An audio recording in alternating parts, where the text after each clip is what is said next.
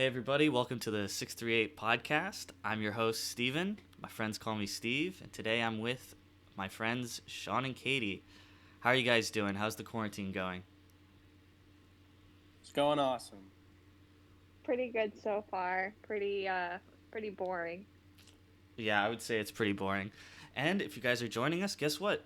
It's episode 1. Yay, episode 1. Woo! So basically, if you clicked on the thumbnail, basically what we're going to be talking about is all the Marvel movies. Marvel's basically been very prevalent throughout my entire life. I feel like our generation was the perfect generation for the Marvel movies because I think when Iron Man came out was at 2008. I was probably 10 years old. So I was in the perfect generation of when all these movies are coming out. And we all love these movies and we decided to rank them. So basically, how the rankings worked is we all made an individual list of how we ranked all the Marvel movies. Then we took the average of all our lists and combined them to make one master list. Now, if you guys are watching this on YouTube, in the comments, I'm probably gonna leave a link to everybody's list as well as the master list, so you guys can see exactly how each of us ranked it and what our thinking was. And some interesting things before we dive right into this list is I feel like the worst movies on everybody's list were the worst movies. The best movies on everybody's list were the best movies, and then the middle 15 movies, we all have very, very different opinions. I'd say so. All right. So, with that, let's just go right into number 23. How about that? So, with number 23, objectively, I feel like the worst Marvel movie, we got The Hulk. Yeah, the 2008 Hulk. Now, why I think The Hulk, I personally on my list also put it as the worst movie. I feel like, all the Marvel movies kind of have a certain vibe, and they're all like pretty good movies. Except The Hulk was very very average. How do you The guys only feel th- about it? I felt like it was just disconnected from the other movies because it predated them. The only real, character that stayed was the general turned secretary Ross. He was the guy trying to hunt the Hulk, and then he was the Secretary of Defense, State, whatever it was in the later movies. So that was the only really continuity between the two, because the actor for the Hulk had changed drastically, and no other person from that movie was in there. Right. I 100% agree with that. I mean, I think like I don't think The Hulk was a bad movie. Like I think I was like 10, maybe 9 years old when it came out. I thought it was okay. But one of the things that I think was disconnected for me is I feel like the movie really didn't know what it wanted to be. Like it wasn't exactly an origin movie because the Hulk was already the Hulk, so it didn't show you how he became the Hulk or anything. It kind of like cut into the middle of the Hulk story. As you said, they did switch actors. I believe the first actor was Edward Norton, but Yeah. I believe like I've heard from multiple movies that he's kind of a diva to work with, and he just demanded too much money, which I like Mark Ruffalo as the Hulk. I think that was a good change, Mm-hmm. but yeah, definitely feel like didn't know what it wanted to be, if it wanted to be an origin movie or not, and wasn't really sure what it wanted to be. How do you feel about that? Plus, they changed the structure of the Hulk too. The character itself, the character in the following movies is a lot smaller in physical stature than the Hulk in the that movie. Right. Yeah. I think that was just Marvel just taking kind of a shot in the dark. The only continuity also that I will say is they did have Tony Stark in that end credit scene. I don't know if you remember that. You're right. I did forget about that. Yeah. So that was a little cool thing to tease us into it, but I'm pretty sure Mm. that's all we could really say about the Hulk. Well, Let's move. also the villain was different too. Right. That villain never appeared anywhere else ever. So Yeah. Let's move right on to number 22. We have Iron Man 2 was voted as number 22. Um I feel like Iron Man 2, again, like I said, the worst movies, you could kind of feel which ones were the worst movies. Iron Man 2, like coming off Iron Man 1, which, spoiler alert, it's probably one of the best movies, in my opinion. Iron Man 2 felt a little flat. Like wanted to progress the story, but wasn't really sure what it wanted to do. I just don't really know. Just out of all like the really good movies Marvel had, like Iron Man 2 just stood out as not as great. Yeah, I mean, the Iron Man 2, they also changed up the actor for War Machine from Iron Man 1, which was a little bit, discontinuity, which they didn't, change many other people since then. They did introduce Black Widow in there, but you kind of not really. And I don't know, it just wasn't, like you said, as good. So for me, when I'm thinking about Iron Man 2, I mean, for me, watching it as like an individual standalone movie, it wasn't particularly bad, but when you're trying to put it into the MCU and where it fits in, um, like Steven, you were saying about the Hulk, where it was kind of like a shot in the dark and we had no idea where it was really going. It kind of felt like they were forcing just a second Iron Man movie just to kind of continue his story. So that's kind of, I mean, as an individual movie, it wasn't too bad, but as like a continuum, it just didn't really work well. Yeah, I 100% agree with that. You guys can still hear me, right? I might have muted my mic for a second. Yeah, yeah. Okay. Um, what I will say, one of the positives about Iron Man 2, I did like the introduction of Black Widow that Sean was saying. And I always, I love Tony Stark as a character. I think Tony Stark might be one of my favorite characters in the MCU. But as I said, I just feel like the plot was just progressing an agenda and like the plot was just kind of okay. The villains were low stakes, like with Hammer and whatever. It was just overall, it was just an okay movie. Like again, not saying it was a bad movie, but it was an okay movie.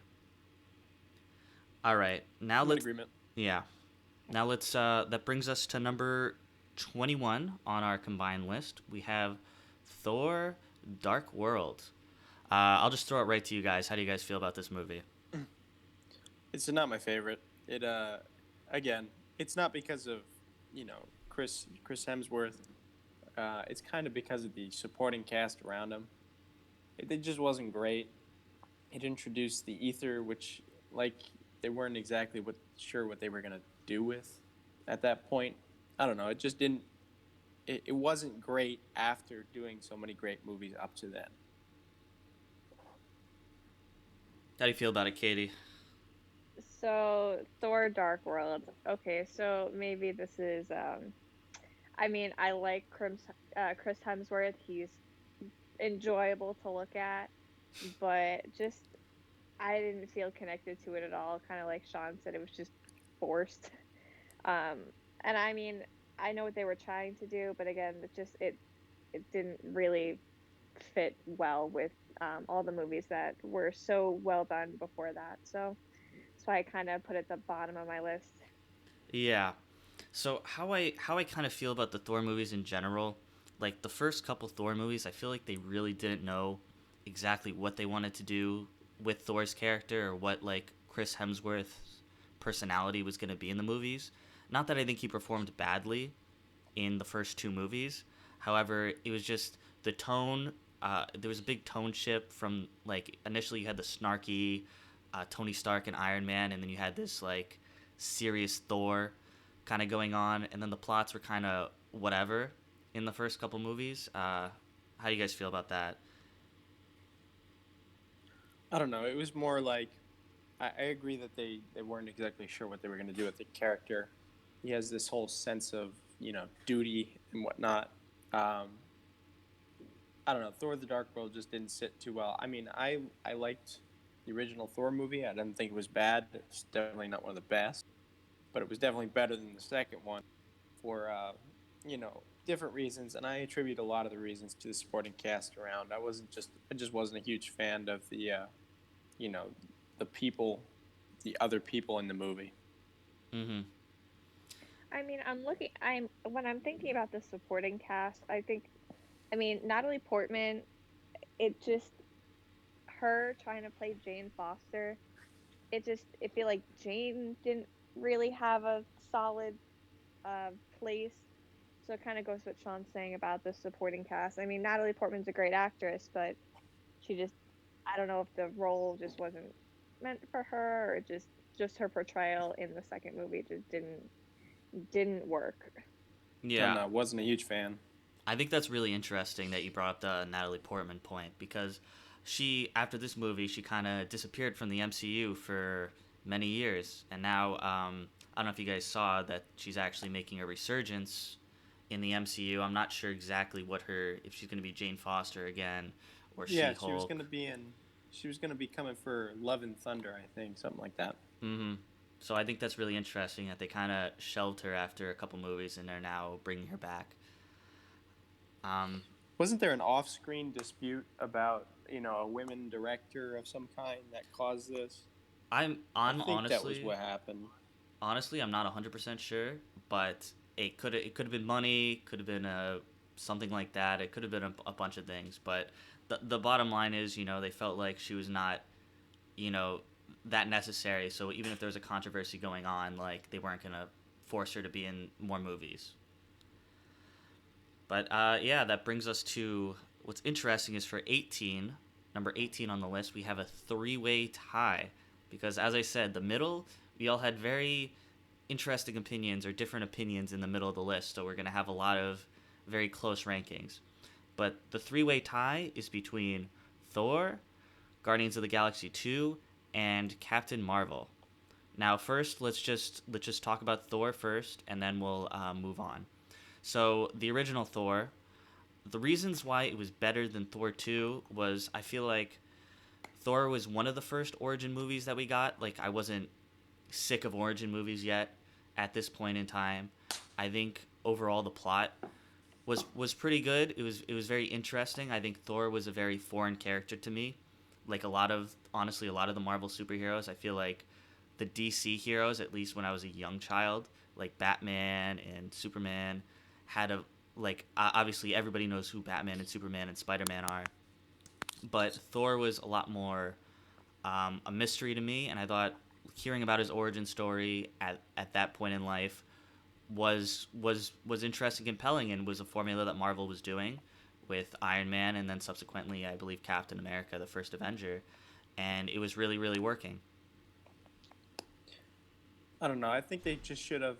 The reason I had this one lower is I think they should have spent more time on Asgard versus Earth for Thor's origin story because it really doesn't show how Thor became Thor. You see how Thor was cast out, Hmm. and then his character more evolves. It stays stagnant essentially through Thor: The Dark World. Maybe changed a little more sense of duty, whatever, less cocky, but it really changes later in the third Thor movie, which we're gonna get to.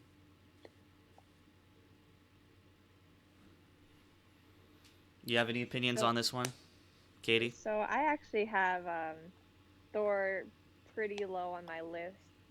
Um, I will say I did start watching all of the Marvel movies pretty late, even though it came out when I was 16.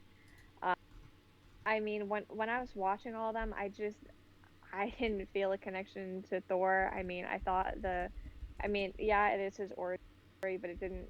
It, Sean said it was just kind of like, well, him. This is what he does, and let's just really wasn't a development on like who Thor was. And I mean, like you said, Steven, I mean, we all kind of grew up with like Superman, Batman. That was all there. So I don't know. I just even when I saw the origin story and I watched the movie for Thor, I didn't get it. I still really don't get it. So Yeah, I agree. So honestly, I had Thor in the middle of my list. I had it around 14. I don't think it was the best movie, but I do agree, like, out of the origin story movies, it might have arguably been the worst. For those reasons that you said. Also, in general, how I noticed myself going through this list, a lot of the lower stakes movies, I guess you could call it, I tended to rate lower, um, as opposed to the ones that were bigger scale. So in this movie, like as Sean also said, not that much happened. Like they were on Earth, Thor had no powers. It was in a lot of ways it was a slice of life movie until the end when we finally had some more action. But yeah, definitely more Asgard and the more mystical aspect of Thor is what I really find interesting, and they didn't really capitalize on that in this movie. All right, let's just talk about what it's tied with. So now let's go on to Guardians of the Galaxy 2. So me personally, I liked Guardians of the Galaxy 2 when it came out. I know a lot of people were like, "Oh, it's not as great as the first Guardians of the Galaxy," but I enjoyed it. I had it in the middle of my list. I think the Guardians of the Galaxy series was a real gem in the Marvel universe because for that one, obviously, as I said, I didn't really know Thor, but I really, really didn't know the Guardians of the Galaxy.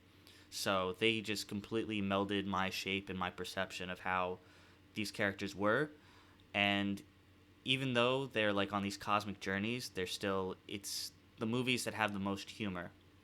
I think the reason why this one, Guardians 2, rates less than the original Guardians for me is because I feel like the Guardians 1 movie tied more into the whole Marvel Cinematic Universe and like the Infinity Stones and stuff, and also is just much more fresh and new to me, as opposed to Guardians 2, which they kind of reused a lot of the same, style and jokes and music. So it wasn't as new to me, which is why I don't think I rated it as highly.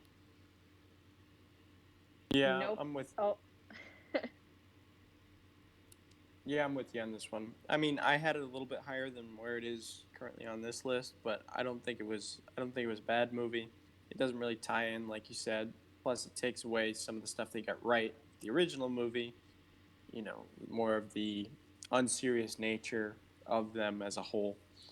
Um, Mainly, Marvel took kind of an obscure character group from the comics. No, by no means one of the most popular, and then turned it into more of a humorous, group of people going around doing, different missions and whatnot. I completely disagree with both of you. I mean, Here okay, we and go. this might be awful. I thought Guardians of the Galaxy both 1 and 2 were the worst movies in the MCU by far. Specifically, Guardians 2, it had no real purpose.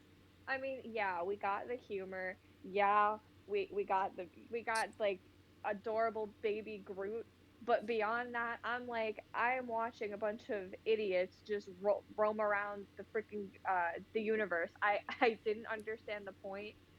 Looking back at all the movies, looking at like the high stakes pressures, I'm like, the Guardians don't do anything other than we're kind of going ahead, but other than an Endgame, just and an Infinity War, just screwing up everything. So for me, I'm like, I did not care about the Guardians of the Galaxy one bit. I think Marvel could have spent their money on something else other than the Guardians because it was the least enjoyable movie for me by far. Wow, those are some bold opinions. Those are Um, some very bold opinions. what I will say is, you not really like the humor in the movie, or what? I What mean, what exactly?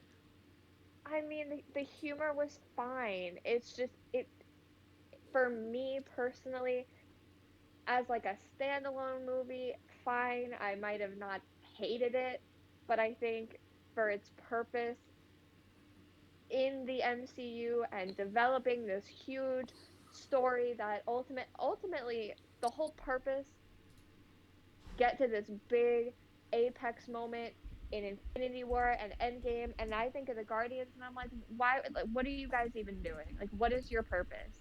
So for me, I mean, standalone movie, fine, okay, I guess, but overall, it was disposable to me. We could have gotten rid of it, and it wouldn't have changed anything. Yeah, I think you brought up an interesting point. Is that uh, Marvel movies now, and especially like after the first few were rolling, they had an obligation not only to be a good movie, but to also progress the story. Like, I don't want to give any more spoilers in the list, but a lot of the movies I feel like that really didn't progress the Marvel story or like whatever was going on in the Marvel universe, I tended to rank lower than the things that were a good movie and also progressed the story. Which is kind of Yeah. tough which is kind of tough that Marvel kind of put themselves in a corner with doing that. They can't really make a movie just to make a movie and just that be that because of the expectations of the Marvel Cinematic Universe that they've created. And I agree. I mean, again, we're looking at our entire list and the ones that we've talked about. The first, I mean, the five or six lowest are all of the ones that, again, didn't really have an integral part to do with the overall story that they developed. So, like you said, I mean, Marvel kind of shot themselves in the foot when they're trying to do this grand scheme of trying to have this big connected storyline. But I mean, that's what happens. You start off making a couple of great movies just to make movies, and then you come up with this huge idea, and then these first couple of movies don't really end up progressing the plot at all, or the overarching plot. All right, well let's move on. Still tied for 18. We're going is Captain Marvel. Wrong. Now, Wrong, wrong, wrong, wrong, wrong. I'm sorry. I'm looking at this and no, no, because that is no. But go ahead, Steven. You can give your wrong explanation. oh, okay. Well, anyways, so I see we're gonna have some differing opinions on this movie. However, I did not like this movie at all. I rated this movie number 20. I really, really disliked Captain Marvel as a character. I thought she was, first off, way overpowered. Second, the movie, like, I'm okay with doing things in the past and stuff, but to have this weird thing where you made Captain Marvel, I believe it came out right before Infinity War, or either Right came out before Endgame, right? or right. I wasn't sure. Maybe it was Ant-Man and the Wasp came out right before Endgame, and this one came out right before Infinity War. I'd have to double check that. But Ant-Man and the Wasp came out after Infinity War. This came out just before Endgame. no, but I think right between after Infinity War. Oh, it might have. Okay, so sure. Just bottom line is the timing of the movie was weird. I wasn't really in the mood for a prequel at that time because of all the things that have been set up, and then just Captain Marvel as a character honestly was so overpowered that they barely even had her in like Endgame because it's like sorry, I'm busy saving the universe. I don't have time for your small problems of Thanos and stuff. Like it really just I feel like they're gonna not do too much with this character for a while because I don't know how well she was received. I don't know. I rated it number 11 on my list, so I had it a lot higher than you did. But I thought it was not a bad movie. Pretty close to the center of my list. They introduced a new character. I agree she is overpowered, but then again, each character at different points in the Marvel universe are overpowered. There are plenty of characters that, if you go down the line, at one movie or another, they're overpowered for where they should be. But that just kind of fits into the storyline as it is, and with it does give you a little more insight into how the Tesseract got into Shield's hands, which goes back to the first Avengers movie. Yeah, I do agree there were some interesting plot points that happened in the movie, but I feel like to get these sort of powers, I feel like or to justify a character being overpowered, I need to see them go through some struggles in order to obtain that power. For example, Thor in Thor Ragnarok, like he got very very powerful towards the end of that movie, but that was after he struggled a lot. And Thor's a god, so that also just makes sense. With Captain Marvel, like I just basically what sums up her characters. I think in Endgame when that whole big war was going on, there was like a ship, like a giant massive ship, like their main ship that Thanos had. She literally just flies through the ship and completely destroys it. And I think that just I shows how overpowered she like is. well, I It's the get that, power but of women. I get that, but you could say the same thing about Scarlet Witch because she does the same thing with Thanos himself, essentially. Right. I mean, you don't see her struggle getting those powers in the universe. But what I will say about Scarlet Witch is like they don't really, even though she is overpowered, just her ability in general is overpowered. They don't really use it that often. Whereas so far, every time Captain Marvel has been in a scene, like an action scene, she has just been ridiculously overpowered. I get it. All right. Okay, but you're ready? Here's like the main reason that I feel like Marvel Studios actually introduced Captain Marvel. I mean, you're talking it came out what, 2018? We're Yeah. talking that it came out Right in around Wonder 2018. Woman. We're right around Wonder Woman, but we're talking about women power, guys. Come on. It's you're looking at all of these Marvel characters. They're all guys. They're all um strong men, and I'm like, "You know what? Again, it was probably Marvel's way of competing with the new Wonder Woman movie. But I mean, it was a nice change to see a female empowered superhero. Now, we can get into the fact that yes, she was probably overpowered. They gave her too much strength at the beginning. We didn't really see her struggle um, post getting all of that power. But I mean, you can't knock Marvel for introducing this character at the time they did. Yeah, like I keep saying, yes, she was overpowered, but you mentioned Scarlet Witch and how we don't see her power that often for how many times she's in the scene. But I mean, for Captain Marvel, we don't see her that often either. And yeah, those times we do see her that she is displaying some huge strength. But then also remember in Endgame, she did have this power struggle with Thanos directly, and she really wasn't overpowering him at all. So I don't know. I think you guys put Captain Marvel way too low. I mean, I thought just for its women liberation uh, idea and message, I thought it was a pretty good movie. But that I don't know. I might be slightly biased. I will say I definitely do agree. I do think there was a need for a movie directly centered around a female superhero in the Marvel universe. I feel like that's definitely important that, every race, every sex has a hero that they identify as. And I don't think it was a bad movie. Now let me get that out. I do not think it was a bad movie. I just as I said, Marvel has a lot of great movies, and I think the timing it came out, along with the her physical powers and overpoweredness, made her slightly less enjoyable to me than a lot of other movies on the list. And we Now, can all recognize the fact that um, Marvel did come up with this movie and release it at the time that Wonder Woman was coming out as a direct competitor. I mean, we mhm, can't all be oblivious to that. So, yeah. All right, so finally getting off that tiebreaker, that brings us to number 17.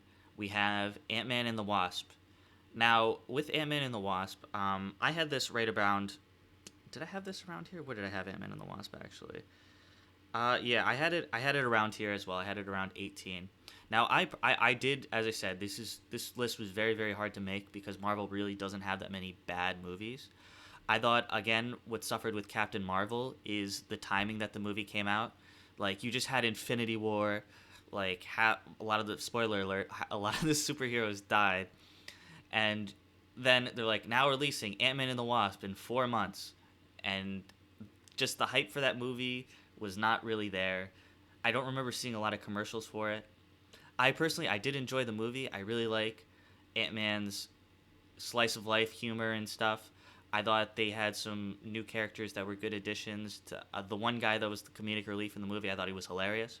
However, as I said right when I made my list, I tended a lot of the movies that were more slice of life and not high stakes. I just simply tended to rate lower because of the Marvel machine and of my commitment to the Marvel universe and wanting to progress it, that it's harder for me to just appreciate a slice of life movie with some action in it versus just a full out war, a full out movie, I guess you could say. I get it.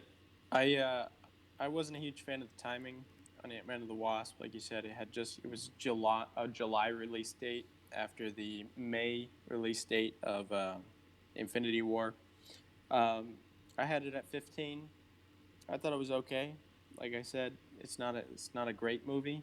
I do like that it happened in the time frame because of the release dates, but the time frame of Infinity War and Ant-Man and the Wasp were at the same time. So that begs the question, there's this whole thing going on, and Ant-Man is not included.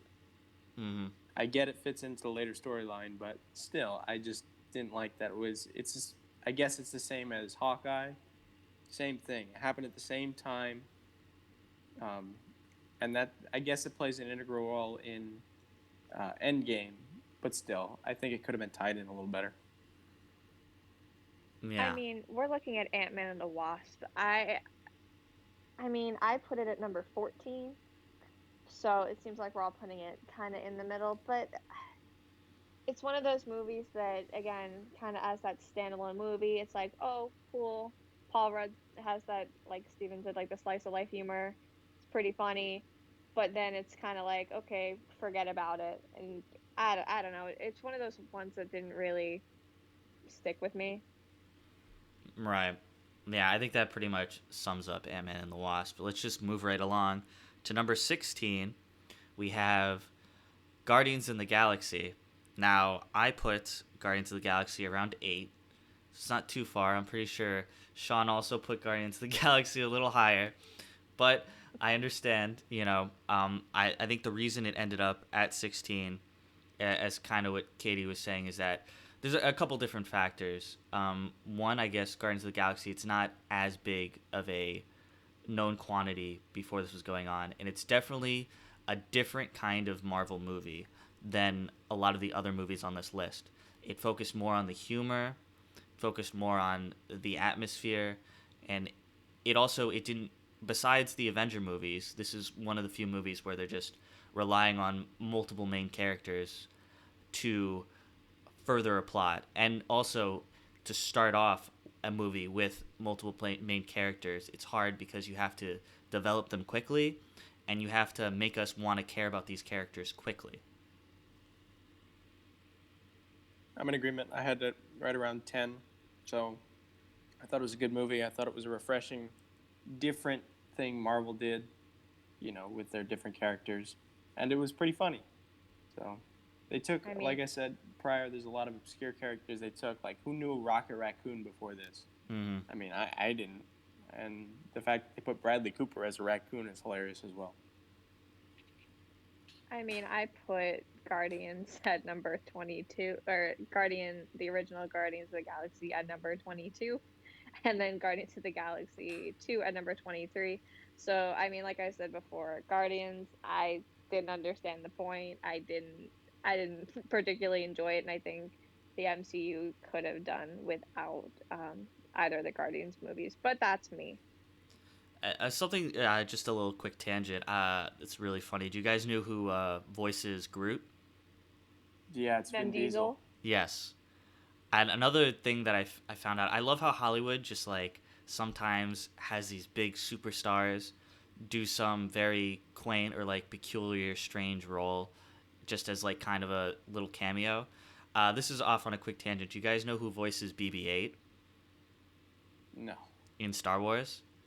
So, a funny story. Bill Hader actually voices BB-8 in the new Star Wars trilogy. I think it's a cool little trend that Hollywood's been doing, where they're like, oh, we have this little, character that says one word or like just has some noises. Let's have some like A-lister just voice them.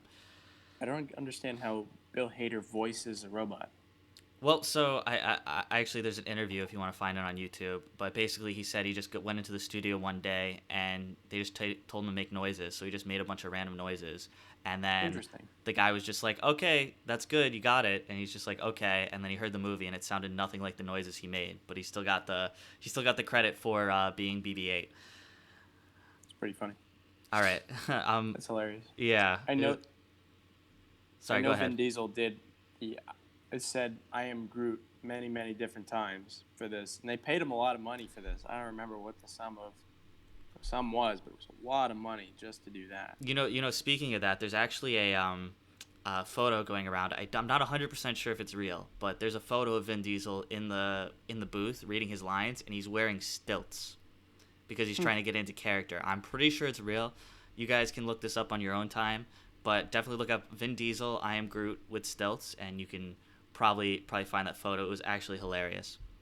But now let's Well, if just. you're curious, I Oh, gotta go ahead. add Go on. ahead. Vin Continue. Diesel made $54 million for saying "I am Groot." So if you want to think about it, 18 million for the word "I," 18 million for the word "am," and 18 million for the word "Groot." Wow. Yeah. I mean, that. You know what? Good for him. Let's move on. Let's keep this list going. Number 15, we had Spider-Man: Far From Home. Now, I'll toss it over to you guys to begin. First off, like, why do we think Far From Home uh, ended lower than Homecoming, and why do we think Spider-Man's in the middle of the list? Okay, so first, I put Far From Home actually above Homecoming.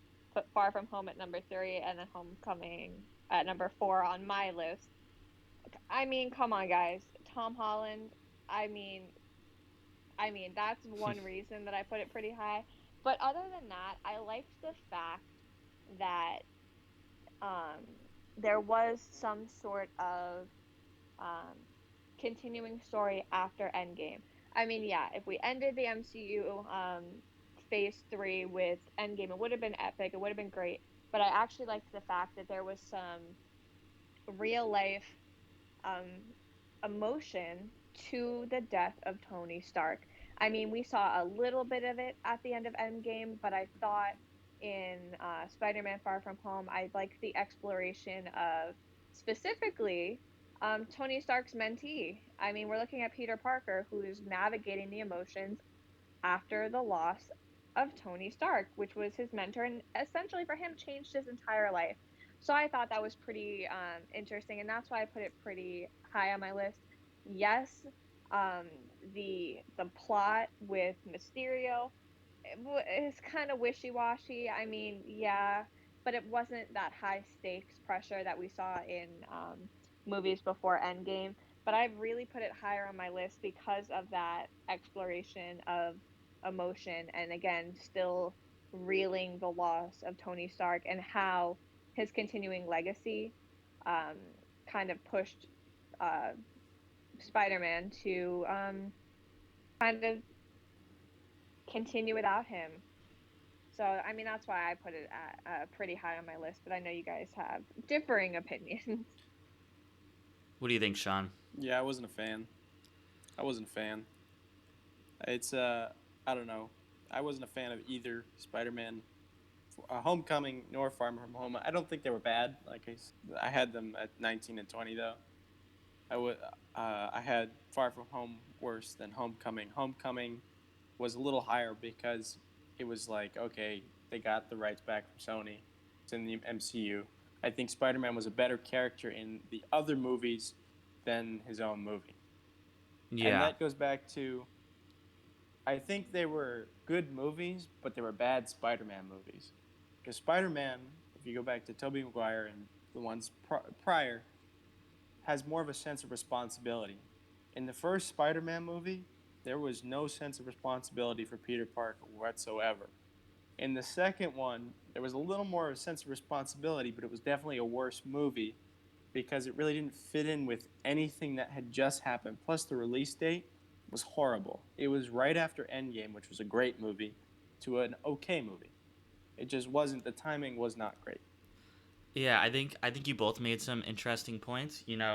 with Katie's points, I think I may have swapped Far From Home and Homecoming. I put them right next to each other. I had them right about. I had them 15 and 16. So I'm a little bit more in the middle with you guys. I said, as I said previously, I did rate movies that I feel like were lower stakes, lower on the list. And one of the things that I think is interesting with the Spider-Man movies, the solo movies are technically produced by Sony. So they don't exactly have the same rights to characters that Marvel does, and vice versa. The characters that appear in the Spider-Man movies don't all necessarily are able to be put in other movies.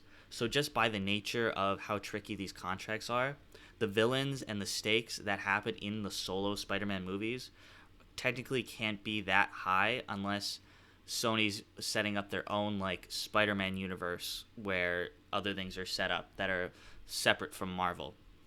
I love Tom Holland, but I think Sean brought up a good point is, we're all 20-something-year-olds. We all saw the original Spider-Man trilogy, and our first, I'm pretty sure none of us really read the comics, but our, like, first image of Spider-Man was the Tobey Maguire / the Raimi trilogy, and the Spider-Man that was depicted in those three movies, which are also regarded, especially 1 and 2 are regarded as very, very good superhero movies for their time, Tom Holland is just very, very different.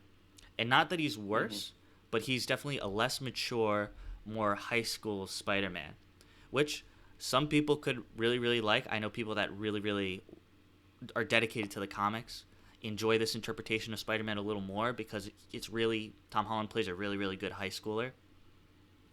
However, I think because of the stakes of Far From Home, and I did like seeing, some closure to Tony Stark and some closure to the I guess that's Phase 4 of Marvel.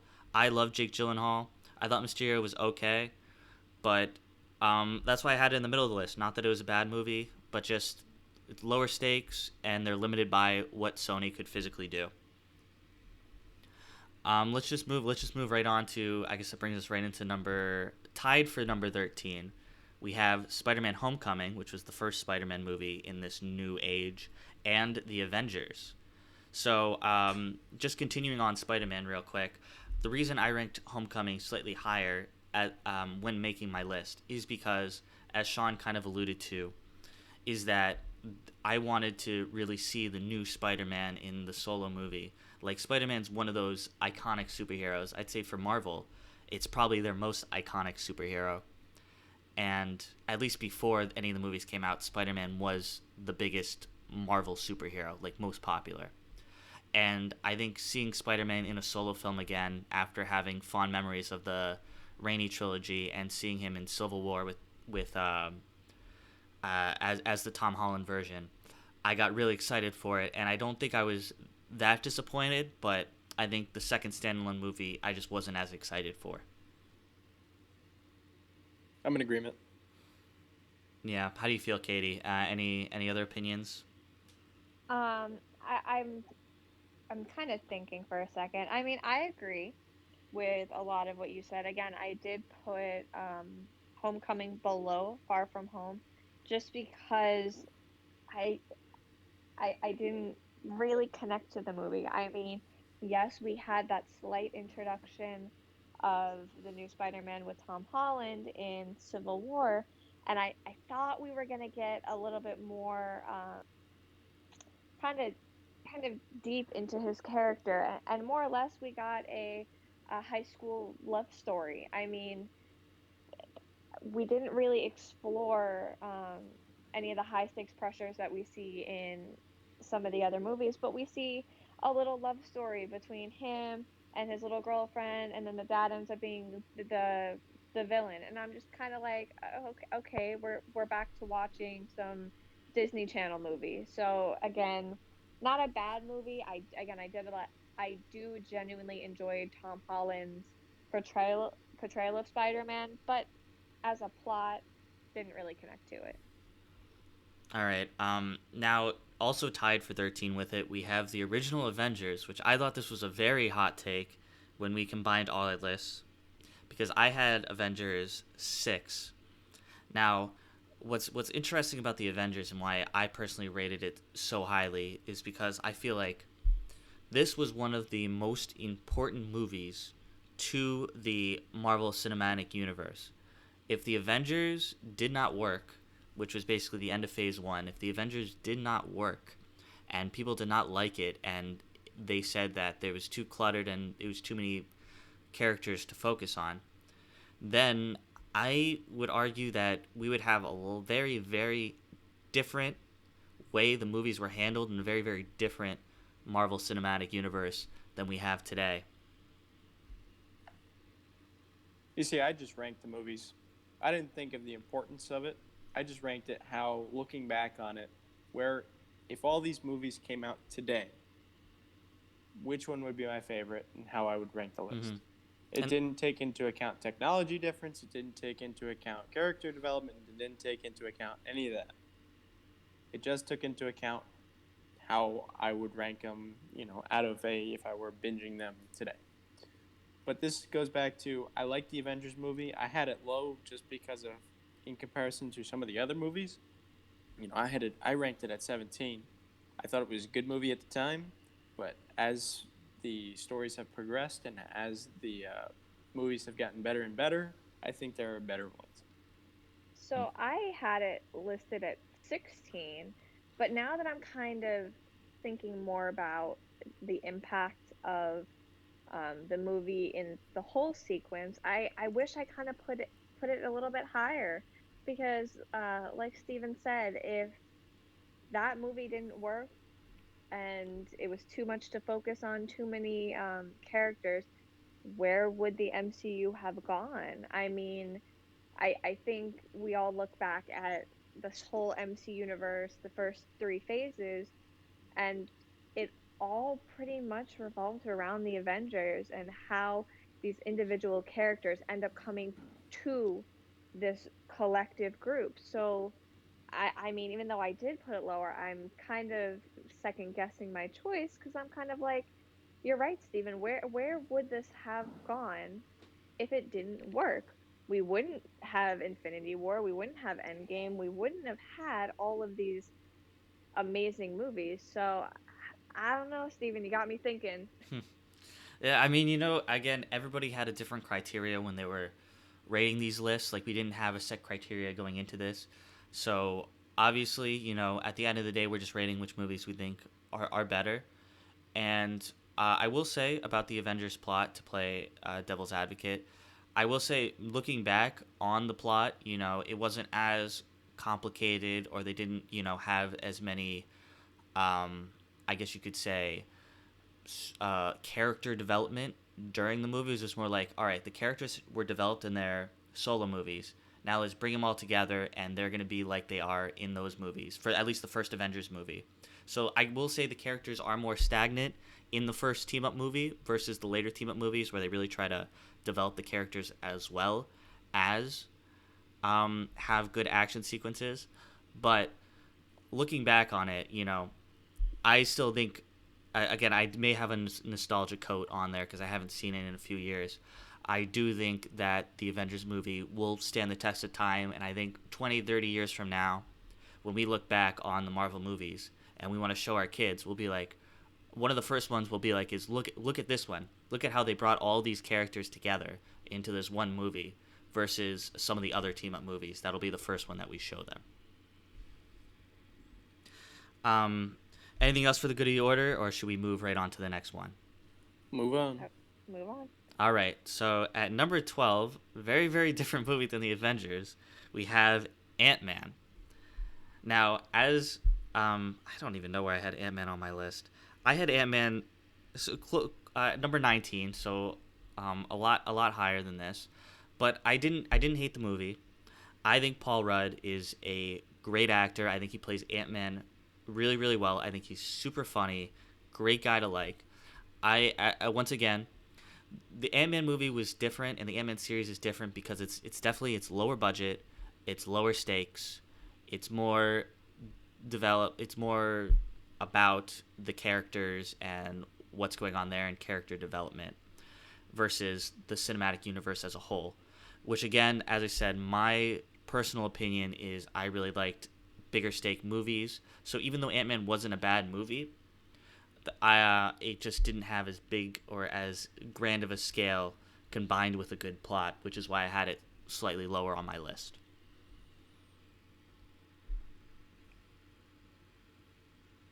How do you guys feel about it? I didn't think Ant-Man was a bad movie. I had it number 12. Um, it wasn't bad, like you said. It was a lower stakes movie. Character development. Cross really didn't fit in with any of the other Marvel movies. The only other tie-in was the Hydra buyer. That was about it, and Hank Pym. Mm-hmm. Pym particles. Yeah, but I actually see. I put Ant Man a little bit higher. I actually put Ant Man as number 6. Again, I think it was. I think this is more like reflecting kind of on its place in the MCU, less of it as a standalone movie. I kind of agree. Plot a little iffy.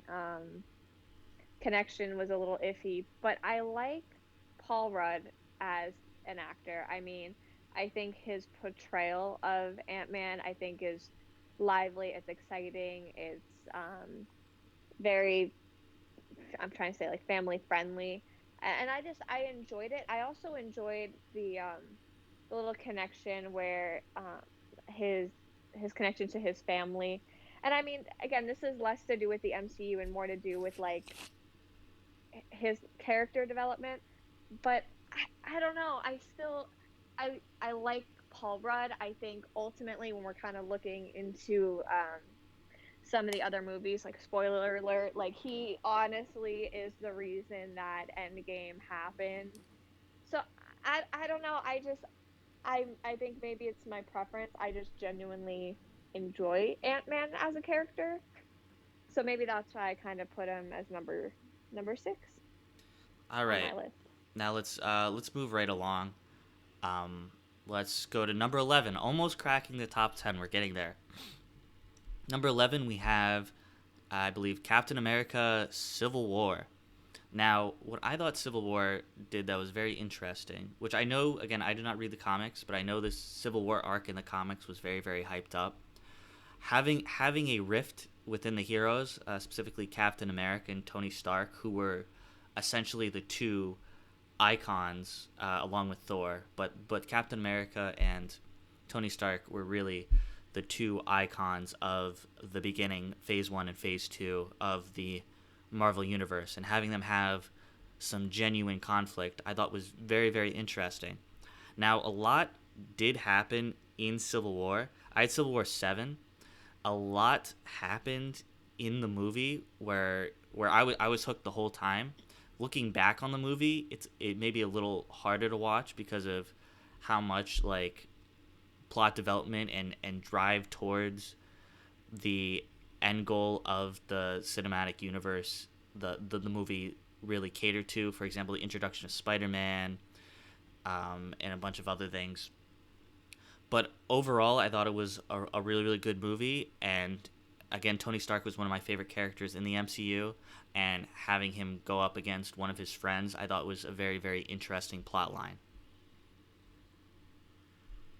I'm in agreement. I had it at 11. I thought it was or did I have it at 11? I had it somewhere close. Um, it's not a bad movie. I thought it was good. There's a lot going on, like you said.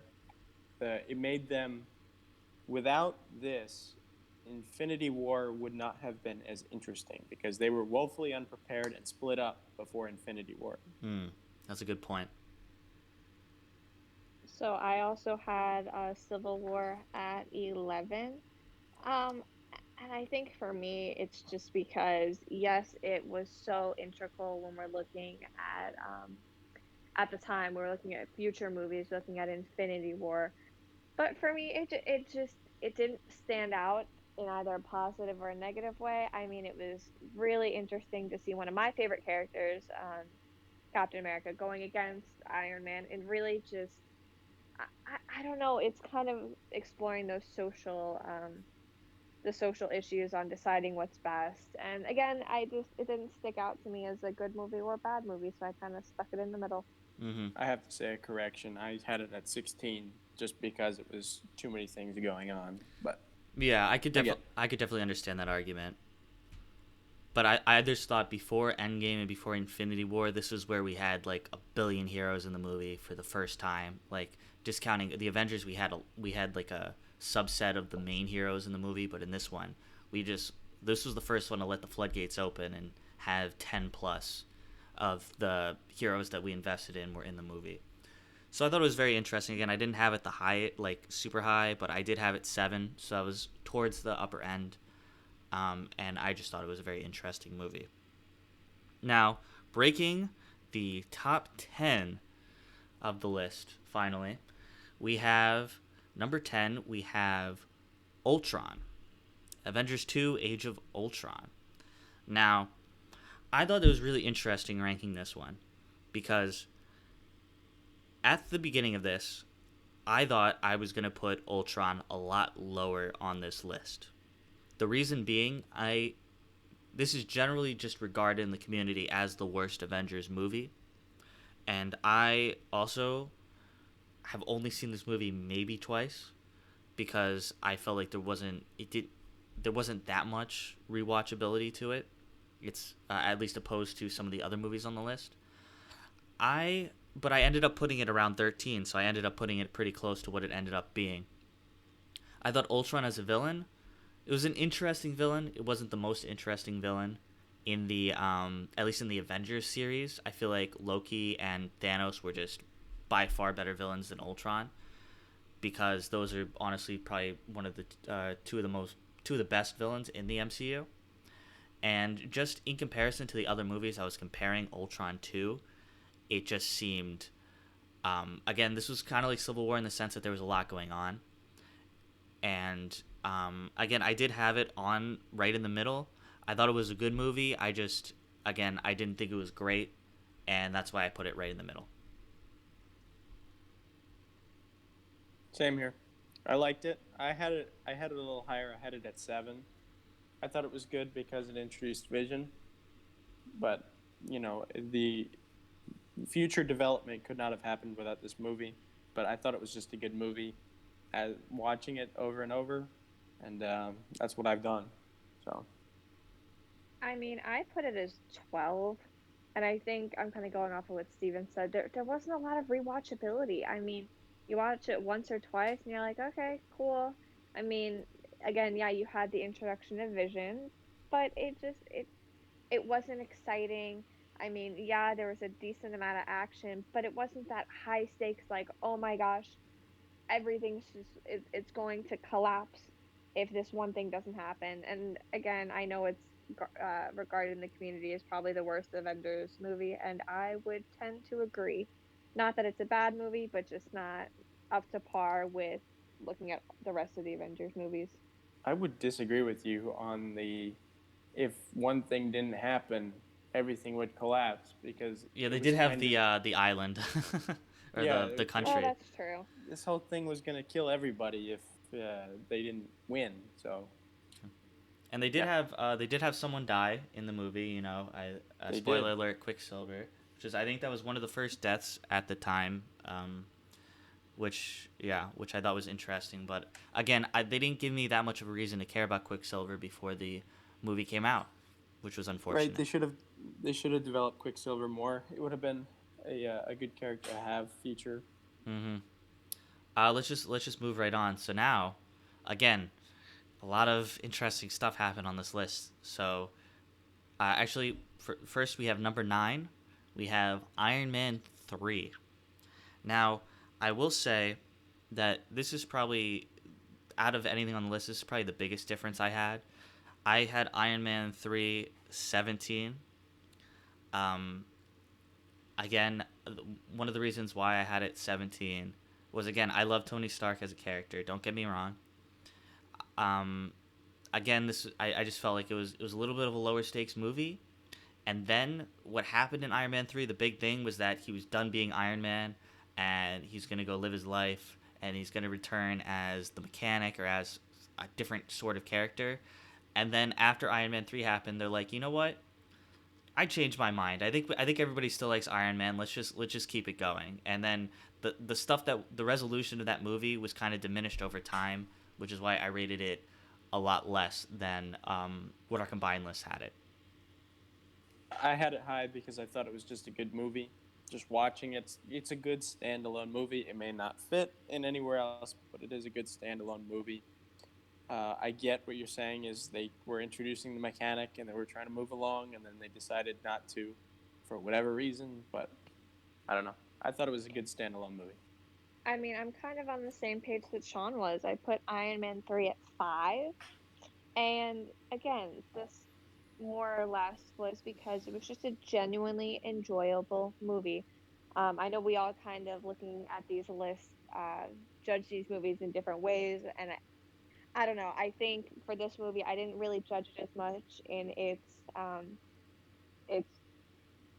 use in the MCU, but more of its ability to be a standalone strong movie. So that's why I put it as at 5. Yeah, I mean that's again that's completely understandable. I do think standalone wise, if you take out the other stuff that in the MCU, it would had an interesting villain in the Mandarin. I think that was an interesting plot decision. You did have some Tony Stark development. Um, I I will say like for me personally, once again, I had this as the second best Iron Man movie. I had Iron Man 2 obviously lower than it. I think there were interesting things that happened in the movie. I just wish they stuck to it towards the end of the movie, and the things that happened make them more permanent. Like I feel like a lot of the things in the MCU. Well, actually, I won't say everything in the MCU is always permanent. That's definitely not true. But I just wish they would have. This character Tony Stark was put into a certain point, and then they kind of just decided to change it. Um, let's move on now to we have a three-way tie for 6, which I think is really really interesting. And the three-way tie we have Captain America, the Winter Soldier, Doctor Strange, and Black Panther.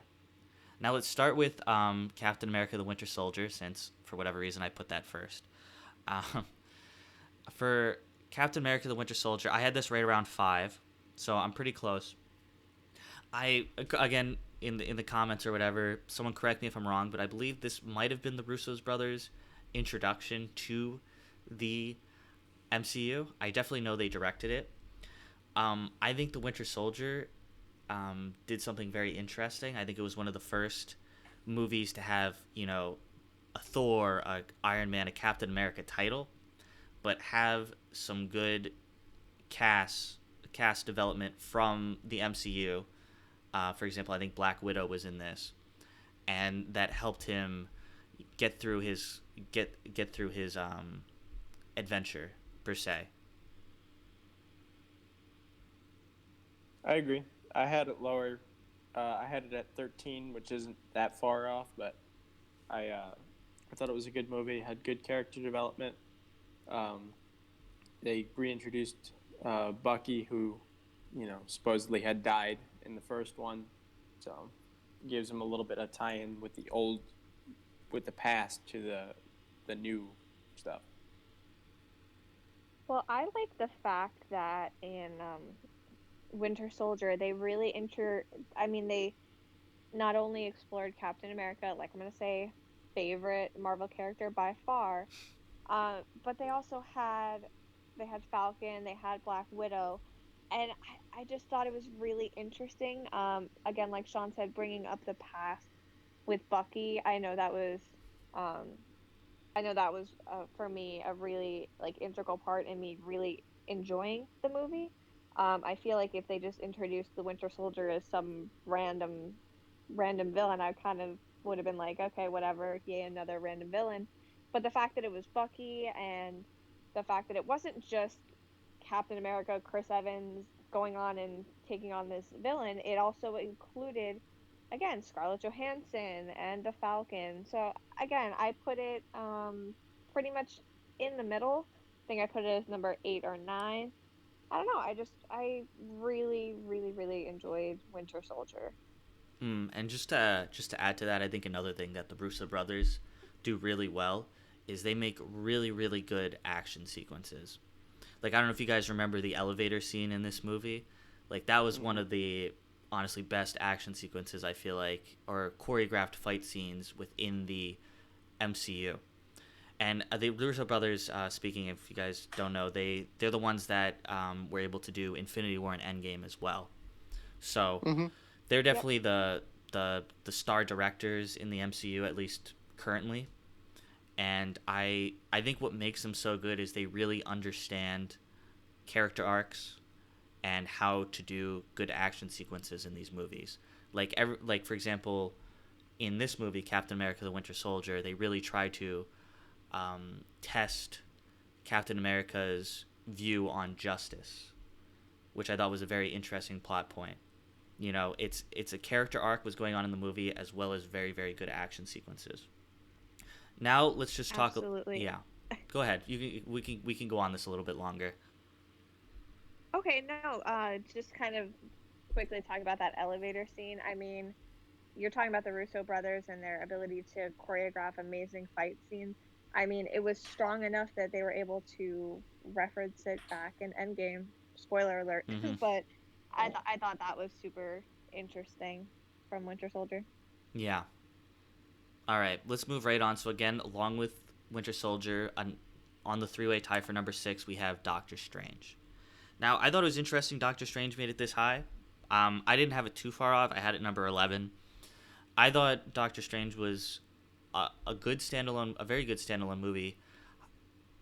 Personally, I was surprised how much I liked Doctor Strange, specifically in the theater, because at this point in time, there were a lot of origin movies already, and it was getting harder and harder to really justify an origin movie or to really like get excited for an origin movie because the Marvel universe was already being very very developed. But I really enjoyed it. I thought Benedict Cumberbatch is a very very good actor, um, and I really enjoyed the character. I like how it's more magical and strange, and I think going forward in the Doctor Strange series, I think it could create its own niche market, or its own like niche sort of thing in the MCU with dealing with like magic and mystical stuff, which is a very very big genre in itself in the movie scene. Right. It was, like you said, I was surprised when I went to see this in the movie theater that I liked it this much. I had it rated. Where did I have this? I had it pretty high regardless. I can't find it right now. Oh, I had it at 8. Um, it was a good movie. It was also different than any of the other origin movies prior. So it was a very different concept from the other ones, and that's why I liked it. So I liked the idea that, again, it was an origin story. Again, origin stories, we all know. I mean, Doctor Strange was one of the last origin stories that we had. But I like the idea of the mystic and the magic, and it wasn't just, oh, this person developed technology or they're doing something. It was a true character development, which led into action sequences. So, and that's why I actually put it at number 7. So kind of falling in that middle ground. Hmm. Okay. And that, yeah, I agree with that. And that brings us right to Black Panther, another origin movie. Now, obviously, Black Panther had a lot of cultural significance when it came out, and it was one of the highest grossing standalone movies in the Marvel Comic Universe. But looking back on it, I had it right around 10, so I definitely had it in the top 10. I think another thing that makes the standalone Marvel movies interesting versus not interesting is if they can develop their own style within the movie or within the um, said franchise. And I thought Black Panther had a very interesting aesthetic and a very good soundtrack to go along with the aesthetic that they were going for. And it definitely, like, when I see a Black Panther movie, or if I go see another Black Panther movie, or if I see a Doctor Strange movie, or if I see a Guardians of the Galaxy movie, I know that all three of those movies have very very different vibes, even different than just the general like MCU team up movies. They were able to create their own niche for what their movie is, which I thought was very good to have as while you're also trying to tie into all these other movies. Yeah, I had it at 6. So I agree with everything you said, and I don't really think I need to say more on it. Yep, Wakanda forever. Wakanda forever. See, I had Black Panther at 9, and that's just because I just I enjoyed it. Like you said, we were talking about the cultural relevance.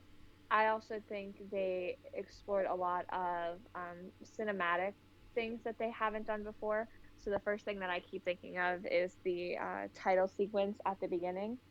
I know that there was a lot of cinematic innovations with that, where it was a continuous animated shot, which I thought was really, really, really cool. But overall, again, when looking at some of the other movies, it was a great movie, but it just didn't, for me, didn't really reach that top 5, top 8 mark. Hmm. That's why I had it at 9. Yeah, I again I agree with you, which is why I had it right around 10. Now we're finally breaking into, here we go, top 5 movies by our combined list that we did not look at before we all combine them. Number 5, we have Thor Ragnarok. Now, I had Thor Ragnarok right around 4, and I was surprised how much I enjoyed this movie when I saw it in the theaters. Because, again, the first 2 Thor movies were definitely not my favorites. I had them ranked pretty low. But in Thor Ragnarok, they really started to change Thor's character. They really started to give him more of a comedic edge, less serious, and I feel like that really, really worked for Thor as a character. I also tended to just like Thor in general, just the character Thor in general, because of, I think lightning powers are super cool. And Thor Ragnarok was that integral movie right before Infinity War happened. So it also had big significance in the Marvel Universe, as well as a good character change in the Marvel Universe that I really, really appreciated, which is why I think I ranked this so highly. I had Thor Ragnarok at 5. I thought it was a good movie. They definitely developed Thor's character from this, sense of duty to something that he's in this transitional period. I definitely think this had a lot to do with the director Taika Waititi, and he's hilarious as Korg in the movie.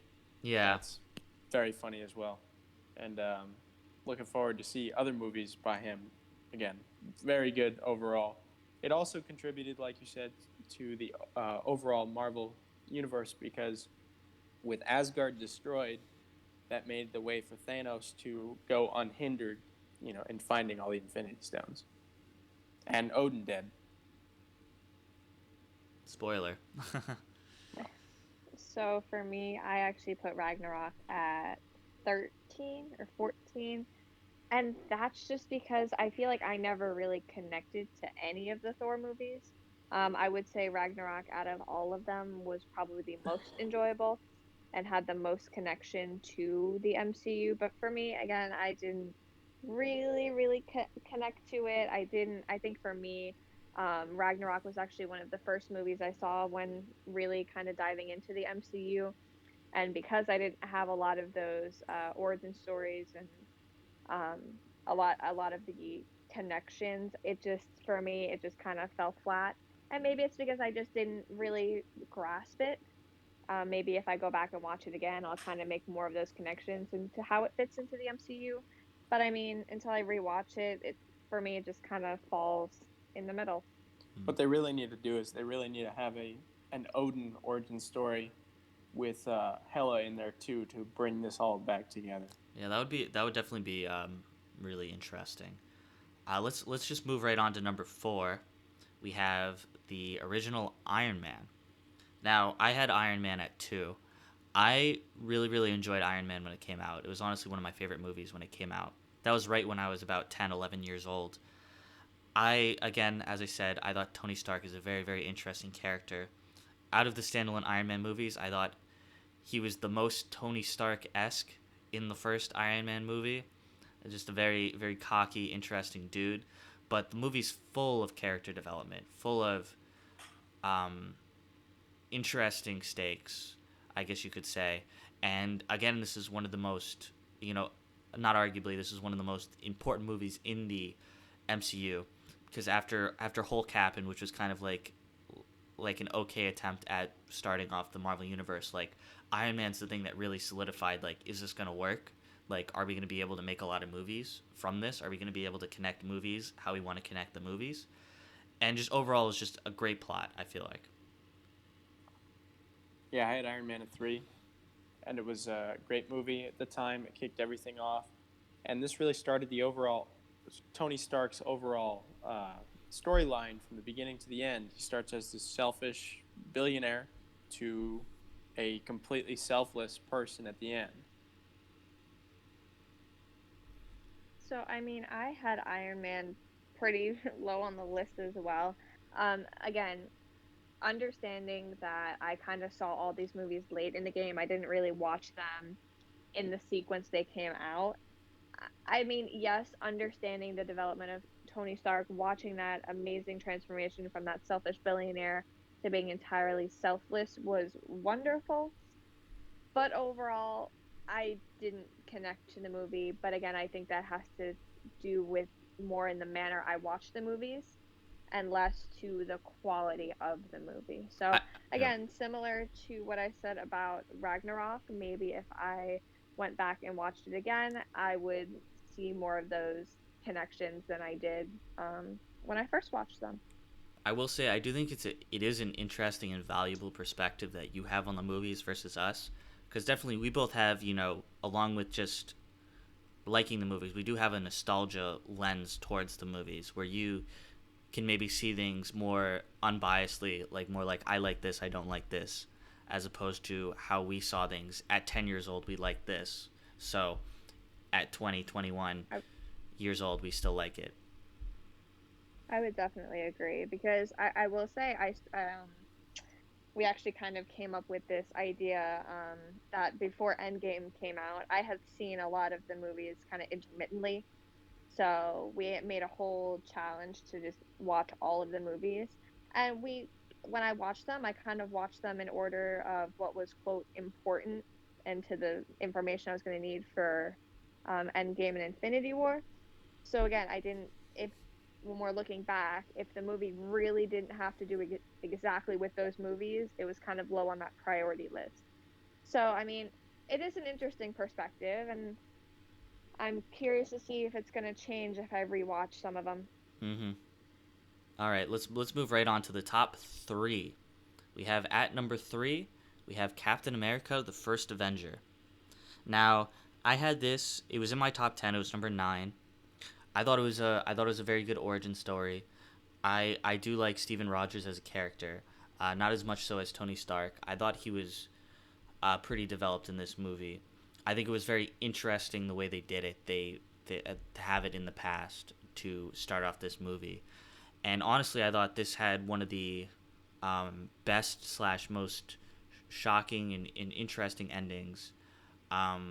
Obviously, besides Infinity War and whatever, but one of the most interesting endings at the end, because at least back then I didn't really look things up, or I didn't really know that what was going to happen was going to happen. That he was going to die and then freeze and then show up in the present. Yeah, this was a great movie. I had this at number 4. I like the story arc. I like how he goes from how his physical transformation happens, and that mindset stays the same throughout, and then how they connected it from the past to the present also is a great way. Plus, they they reintroduce characters later which are even better. So I have Captain America: The First Avenger as my number one movie in the MCU. Now, I definitely picked this movie because I know I've said it. Captain America by far is my favorite Avenger.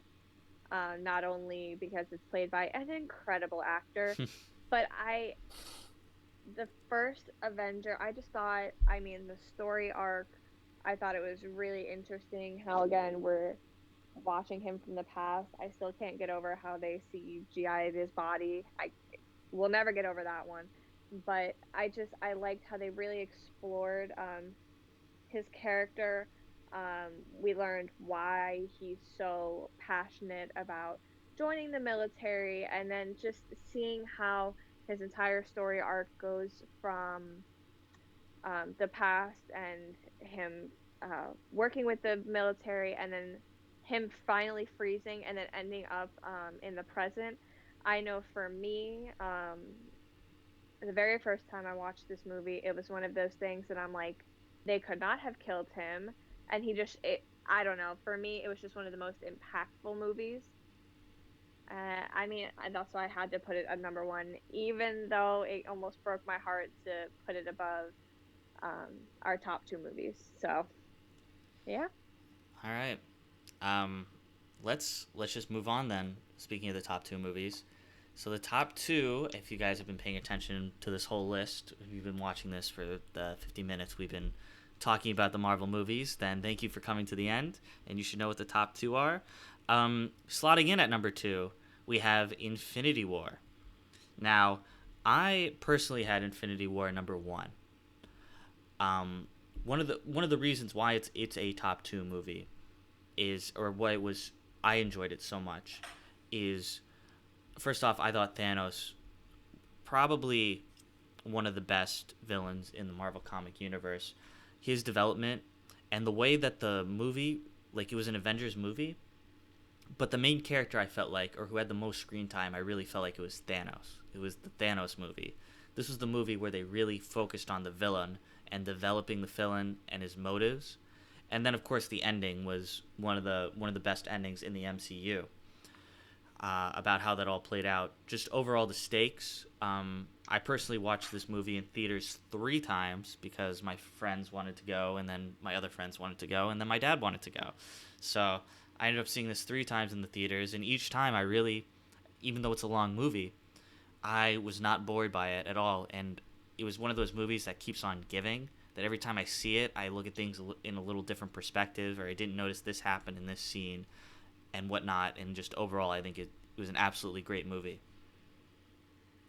Yeah, when you leave a movie theater and everybody's dead silent, you know it's going to be a good movie.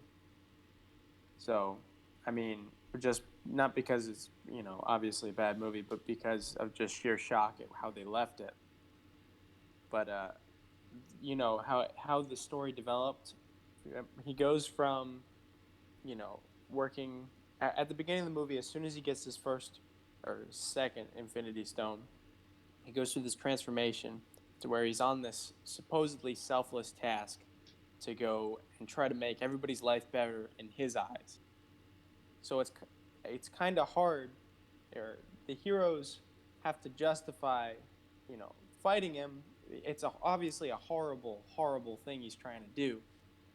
But it's just a weird villain relationship because he doesn't think it's a bad thing. He's trying to do it in everybody else's interest. It's not for him. It's not like a classic villain movie, like he's trying to do something bad just to do something bad. Or he's trying to do something bad to try to go, do something better for him. No, it's for everybody's interest, which is interesting. And you could not have gotten a better character or a better actor to play Thanos than Josh Brolin. I think it was Kevin Feige said that Josh Brolin, they actually didn't select Josh Brolin originally as Thanos. In 2014, they selected, I forget which actor it was, but at the end credit scene of The Avengers, when Thanos turns around in the chair, I believe that's that credit scene, it wasn't Josh Brolin. Yeah. It was somebody else they had selected.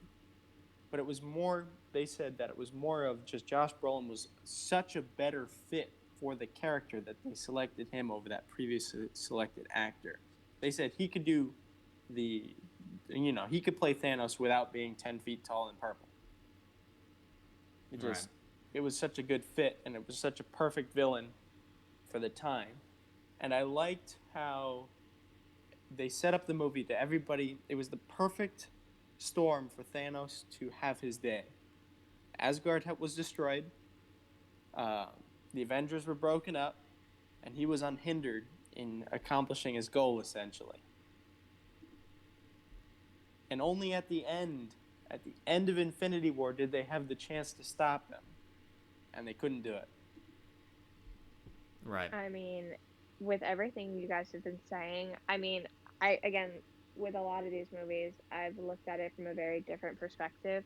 For me, Infinity War was the movie that got me really interested in the MCU. I mean, I'm not gonna say I was forced to go see Infinity War, but I was highly encouraged to go see it. And at that time, I wasn't into it. I sucked it up and I saw it, and it was one of those movies that, again, not only did you leave going, oh my gosh, what just happened? What's going to happen? What happened? For me, it was like, okay, I need to know everything that came up before this to get to this point.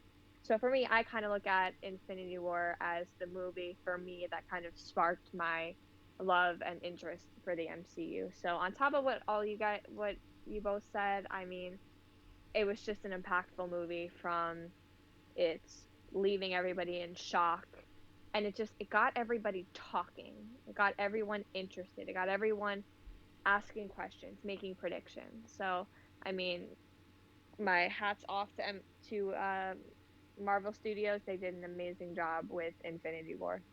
Yeah, and just speaking on that, a quick end note to Infinity War, for being like probably the most serious movie in the MCU. Um, Having it be probably the most memed movie in almost, I would say, out of any movie ever. Like, you just look around and there are just so many Infinity War memes just everywhere. I just think it's really, really funny, the dichotomy of it being this like very, very serious movie, then all these memes just everywhere. There's so many good quotes and so many good references from this movie.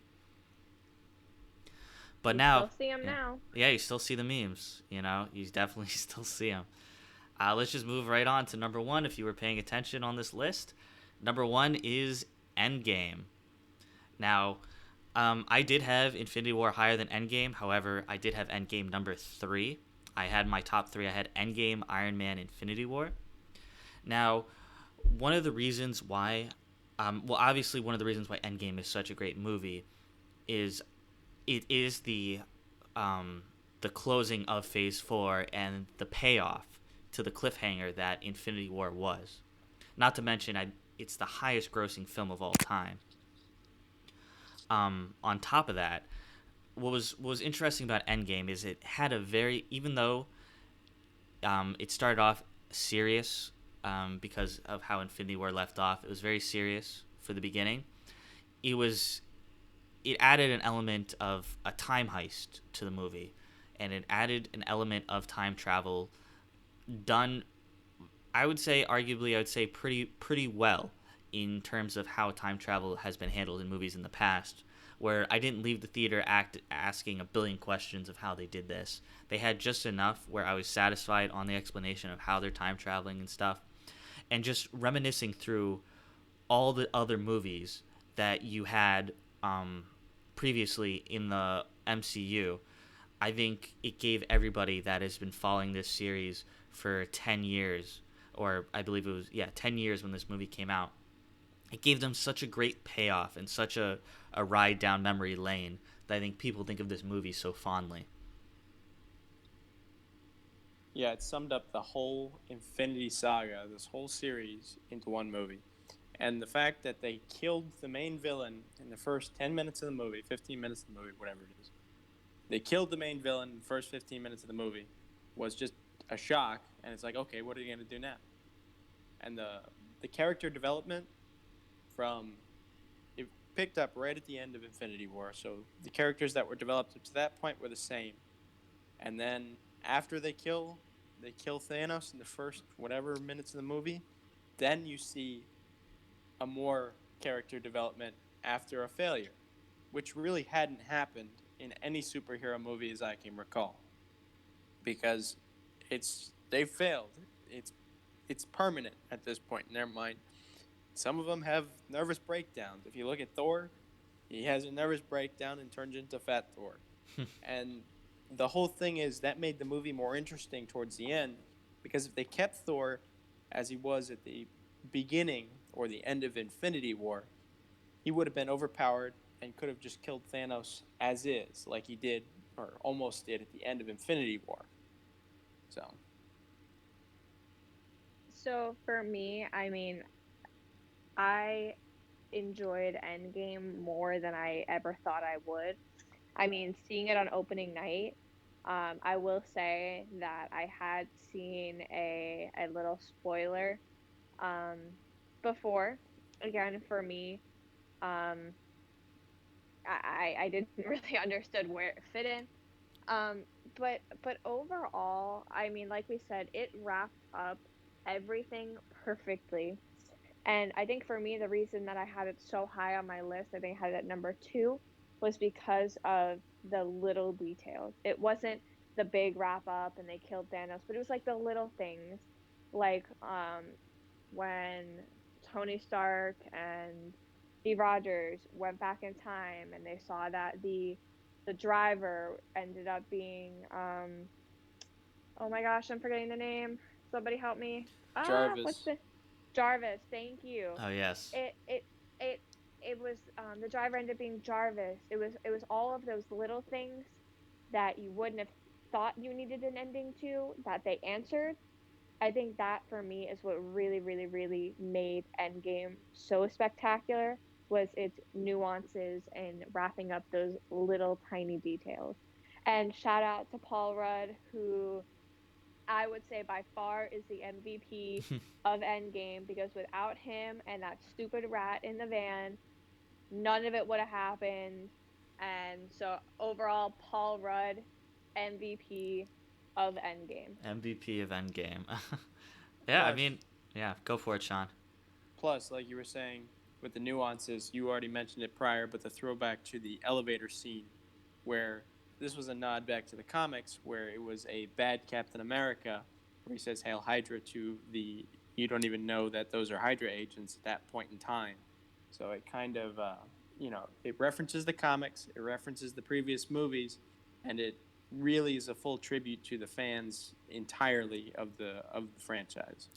But I mean, we can't even say, I mean, we're talking about small nuances, but I think for me, the most exciting thing was in the theater when all you see is the hammer being lifted and swinging into Captain America's hand. And again, we're talking just those moments were so um, timeless and so classic in the way that everybody, every time you watch it, I get goosebumps every time I watch Endgame, and that happens. I also get goosebumps. Again, we're talking about nuances. We just here on your left, and it's just for me, it was all of those little things that it made such the biggest impact. Plus, the hammer was a nod back to Age of Ultron when they're all trying to lift the hammer. Mm-hmm. Yeah, it definitely had, as well as these scenes that are rewarding you for being a fan for all these years. It also had some just great standalone scenes, kind of as you said, with Captain America like staring down the army, all by himself. That was probably going to be one of those scenes that goes down forever. And speaking of that, the one caveat I will say is I hope, which again, obviously, but if you haven't seen Endgame by now, then I don't know what you're doing and you shouldn't be on this list. But I hope they keep Tony Stark dead. Because recently I've been hearing rumors on the rumor mill that Tony Stark wants to come back in the MCU, and I really, really hope that doesn't happen. Not to say I don't. Yeah, I hope so. Not to say I don't enjoy Tony Stark as a character, but it had such a good ending. Like there's already speculation that he's in the Black Widow movie, which is granted is a prequel, but I just really, really hope they don't do some convoluted thing to try to bring him back. I feel like that would really diminish what Endgame was, which was truly an end. I mean, for me, I think what would be kind of cool is not bringing Tony Stark back per se, but bringing some level of Iron Man back. So if we could think back to, oh gosh, was it, I think the original Iron Man or Iron Man 3 with the little boy and the mechanic? Oh, that guy? Yeah, I forgot what his name was, but he was at the funeral for Tony Stark. Harley, So, something like that. yeah, Yeah. so what I'm saying is maybe, again, we can't bring Tony Stark back because I think, I hope Marvel wouldn't be stupid enough to do that unless it's in a prequel. But I mean, if they were to bring Iron Man back, they would I would want them to do it with the kid, because I think that would be a really, for me, that would kind of be a cool kind of reflection back to the older movies. But that's me. Well, they also have Pepper now has, Tony Stark's wife now has a Iron Man suit, as well as you saw his daughter was tinkering with stuff. Yeah, her persona is rescue. It's her character. Yeah, but what I will say, just to end this whole discussion, I do think going further in the MCU, they're definitely, I feel like, going down the route of alternate dimensions and stuff, which I feel like that's where they're going to go next, which that's, if you read the comics, that's a big part of the comics, is different worlds, different dimensions and stuff. And that's one way that they could bring back Tony Stark, but as a different dimension. I still don't know how I'd feel about that, but I think that's where they're going. Well, overall, thank you all for going through this list with me. I really appreciate it. I know this was a very long list, but I think we had some really good conversations about all these movies and the significance they've had. Yep. Sounds good.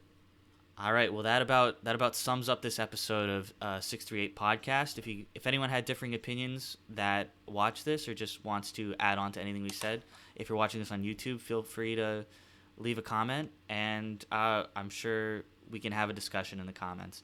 Thank you all for watching this, and I'll catch you all next video.